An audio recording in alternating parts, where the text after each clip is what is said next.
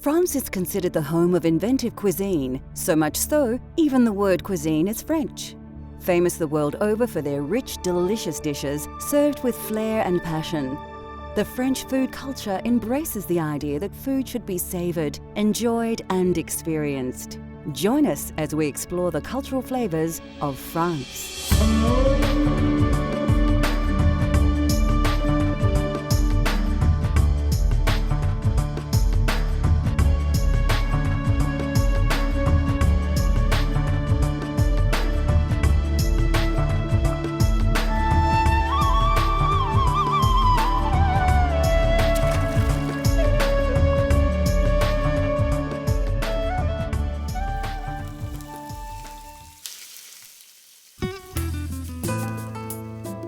France has a uniquely rich history, a history that has sculpted and refined the country's food culture over hundreds of years.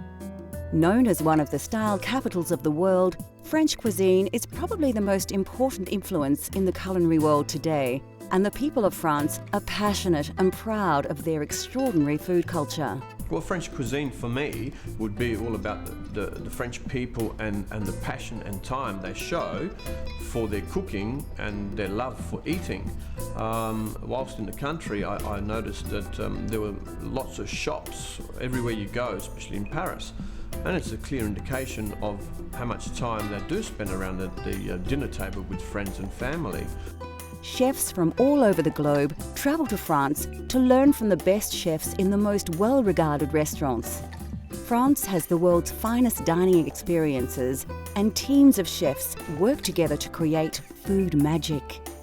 There's two different styles of cooking. There's a nouvelle cuisine, which is fine dining, which is an art form. It's the best cuisine for me in the world, and it's, I would say, the summit of cooking, if you like, and where it gets more into detail, fine detail of sourcing the produce from all over France and meticulously working it to perform artwork. And then you have the simple, homely cooked meal, which is normally found in some small little bistros where normally family-run businesses where they'll go to the markets, buy their produce, come back, put a few dishes together, and normally you'll find most of the time some old classical dishes on the menu.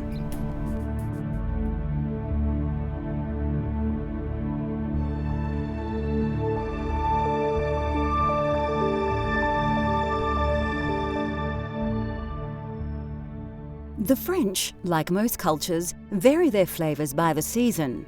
This may not have a huge influence in our modern world, where most herbs and spices are available all year round, but traditional seasonal dishes are still flavoured by the season's produce. Common in many dishes are the staple European herbs that flavour food throughout the world. There are 4 herbs that are considered the mainstay of French flavours. These are known as fung herbe and consist of parsley, chives, tarragon and chervil. In French cuisine, the Italian variety of parsley is considered to be the most versatile and features in many dishes, and is also often used chopped as a garnish. Rosemary and thyme feature prominently in French cuisine, as do basil and marjoram. Fennel is famous for its aniseed flavour and is used from seed or sometimes bulb. The French embraced fennel in the late 19th century, partly due to the popular drink of the time, absinthe, which is flavoured with the aromatic herb. A herb often used in the preparation of white meats and vegetable dishes in France is sage. And finally, herbs are used in unique ways in France. For example, the bouquet garni, which is a bouquet of different herbs wrapped and tied and added to broths, stews and soup to infuse flavour, and of course, herbe de Provence or provincial herbs, which is a mixture of dried herbs, usually dominated by thyme, that is often used on grilled meats and added to vegetables and stews. French food is steeped in tradition, and unlike some cultures which have left some dishes in the past, the French are proud of their culinary history and embrace the unusual ingredients of yesteryear. This dish is probably one of the most famous. During my experience of spending some time in France, I actually did a harvest in the Bordeaux region, working with some lovely French ladies. Month of September, started raining. We were in between the vines picking grapes for the lovely Bordeaux vintage, and starting to rain, and all of a sudden these French ladies disappear. I'm wondering, where are they? And all of a sudden they come back, and bags full of snails, and also with an invitation for dinner that night. So that's probably the first experience I had with snails, which is quite an interesting one for me, and made me understand how important these little escargots are to the French and their French cuisine.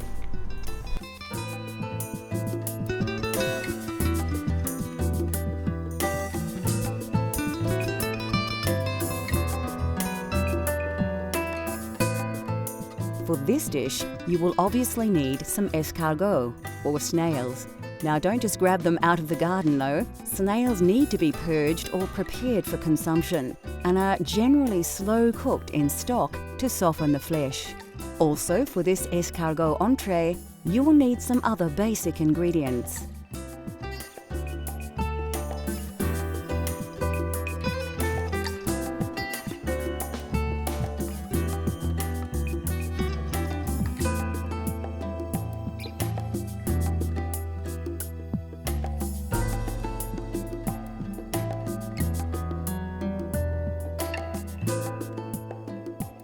And finally, some spinach, as we will be serving this dish on a spinach bed. First of all, chop your cured veal, finely chop the walnuts and chop your garlic. This dish is quite rich with garlic flavour, more so than the majority of French recipes. Some dishes use whole cloves, but escargot requires a strong infusion of the herb. Finely chop the parsley and put it aside for later. You will also need to prepare your spinach. Select some of the nice leaves from the bunch and remove the woody stem right up to the leaf. Then slice the long leaves in half and bunch them together to chop. Now we are ready to cook. Pour some oil in the pan and add some butter also. Then let the pan heat up and wait for the butter to melt and start to sizzle before adding your cured veal. Add your walnuts and stir. You should have a delicious smelling rich base for your snails. Add the pre-prepared snails to the pan, mix them in with the sauce, and add the garlic and most of the parsley.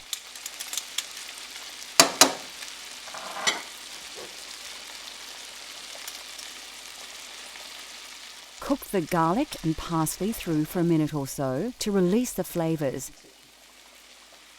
Then add a little of the juice stock from the snails. Now add the white wine and simmer for a few minutes before putting aside while you cook your spinach. You can season a little here if you like. Don't forget to taste as you go though.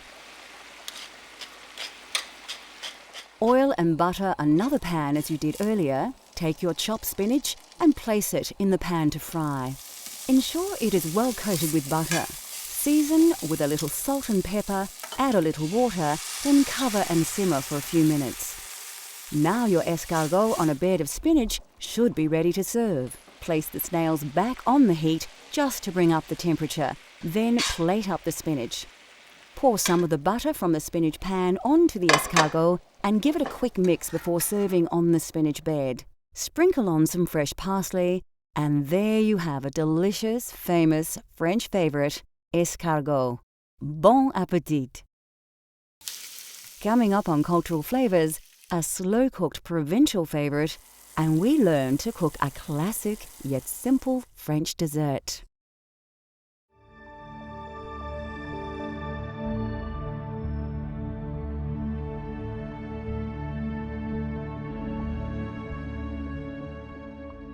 Although French food is often rich and seemingly exotic, it's the preparation of the dishes that have forged this reputation, not the ingredients. The variation of vegetables in the cuisine of France is generally fairly limited, and are vegetables available to most people looking to recreate famous French dishes at home. Of course, carrots are the mainstay of the French dining experience. Both adult and baby carrots are used, and the French are famous for their glazed carrots. Although originating in Peru, the potato has become popular in France, but not until the early 1800s.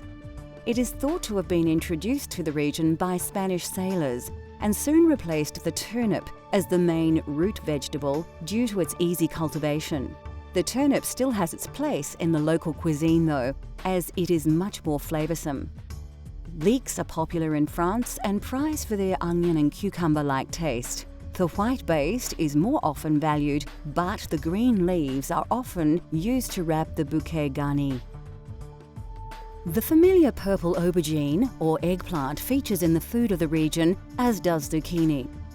Mushrooms also play a vital role in French cuisine. Fitting into the seasonal nature of the cooking across France, mushrooms that usually start to appear after winter are a popular ingredient in hearty meals throughout the spring. Like Italy, truffles are highly prized and are one of the few places that have a thriving truffle industry. Originally a peasant dish, beef bourguignon or French burgundy has become a popular mainstay of French cuisine. A simple dish that is easy to cook, beef burgundy needs little preparation, but it does require a few hours to cook and is best served the day after. Beef bourguignon for me is again a very old classical dish that everyone knows all around the world, and it does come from the Burgundy region, using good quality red wine and making sure that you've got the right quantity of beef and vegetables mixed in, and let it cook nice and slowly so it takes its time to take in all the different flavors from the different ingredients used. And yes, of course, the old truth is that it tastes better the next day. I think it gives all the ingredients time to come together in harmony and complement each other. The following day, it's like it's marinating in the fridge overnight, and then you cook it up and warm it up the next day, and it has this beautiful flavor again.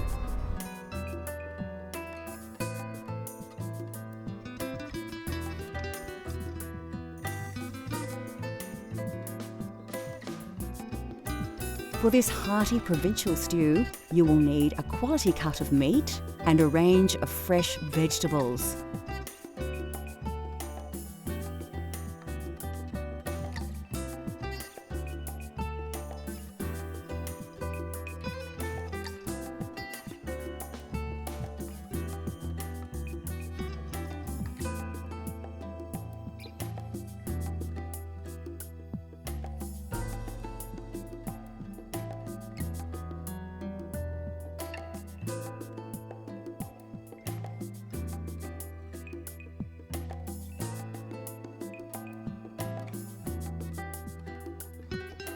Also flavouring this dish is bouquet garni. You can make this yourself using leek leaves and fresh herbs tied in a bunch with string. First, peel your carrots. You can do this the traditional way or with a peeler. Chop them up and put them aside for later. Take your small onions, top and tail them, and peel them.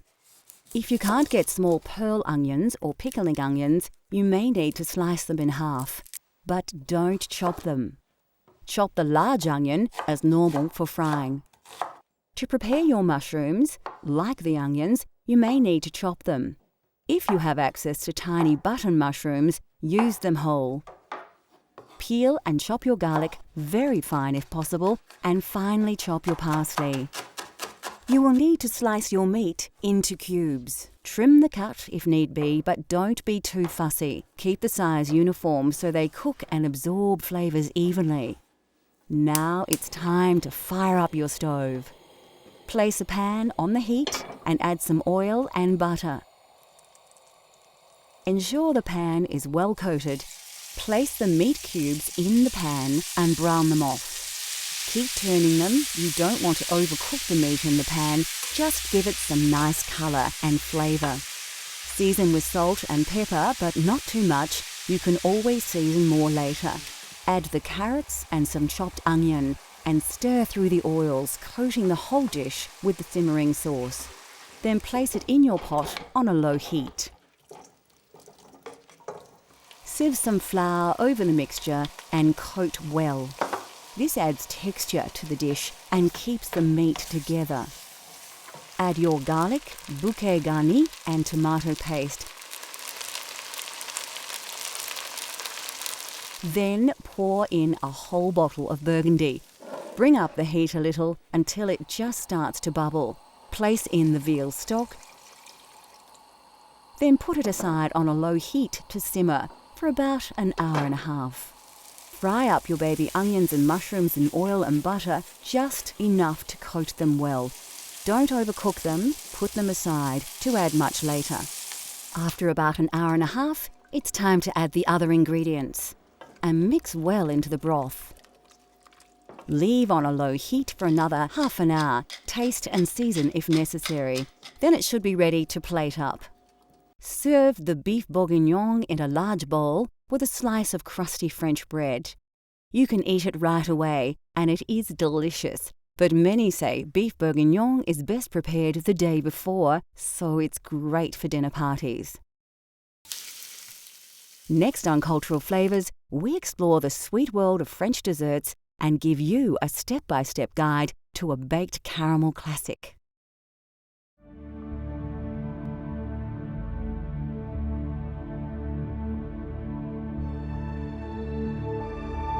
One more thing the French are famous for are their desserts and pastries.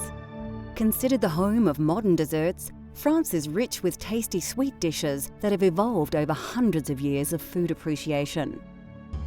French desserts are popular with home cooks, as anyone can try their hand at the multitude of dishes, and the ingredients are readily available. Eggs are very important in French desserts and cakes and are the key ingredient in dishes like crème caramel, mousse, custard and eclairs. Of course, French cooking just wouldn't be possible without butter. Butter is used in most dishes, but especially desserts. The French are also fond of adding fruit to their dessert creations in all manner of styles. And where would desserts be without sugar? Sugar is a part of nearly every dessert in the French food vernacular. And here are a few classics to inspire your cooking at home. Macaroons are a French classic and are often presented in several flavours. Chocolate is popular, as is pistachio, lemon and strawberry. Macaroons can be a challenge for the home cook to tackle, but the rewards are delicious. Of course, when you think French desserts, eclairs always pop to mind. Eclairs are also flavoured differently, but the chocolate variety is by far the most recognisable. The French probably have more desserts in their food culture than any other. They have perfected the art of flans, tarts and chocolates, plus a myriad of delicious treats too many to mention.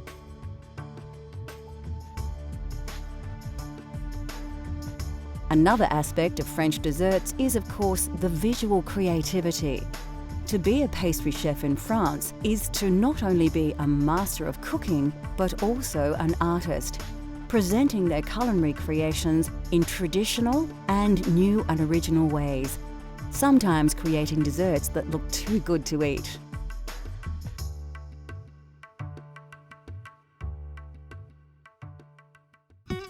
The French have made a true art out of desserts, yet they need not be complicated. The trick with this dish is timing. Let things cook too long and it will be back to the mixing bowl for another try. Well, the reason why I chose crème caramel is because it's an old classic and everyone knows it. I think that the art to making a good crème caramel is all in the cooking of the caramel, making sure